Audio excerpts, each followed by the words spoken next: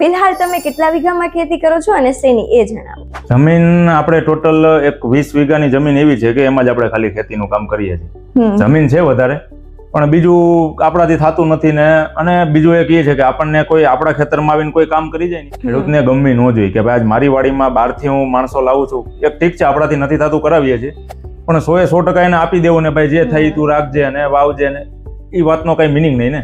કે ભાઈ બાપ દાદા ગઈઢિયા આખું વર્ષ કામ કરવાનું, શિયાળો ચોમાસું 2 પાક લેવાના. ઉનાળામાં તો કે ઉનાળામાં ખેતરમાં ખાડા કરે અને જાતે, પેલાની વાત કરું, મશીનરી ટેકનોલોજી નહોતી, જાતે ખાડા કરીને અંદરથી પથરા કાઢીને એટલી મહેનત કરી છે એ લોકોએ.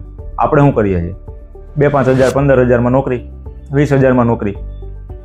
જમીન કે જે એનું લોહી સિંચીને ગુજરી ગયા છે કે ભાઈ અમારા છોકરાઓને કંઈક થશે, આમાંથી અમારા છોકરાઓને કંઈક થશે, એ અત્યારે બહાર મથે છે. આ બધું મૂકીને અને અહીંયા કોણ મથે છે? તો બહારથી માણસો આવીને મથે છે.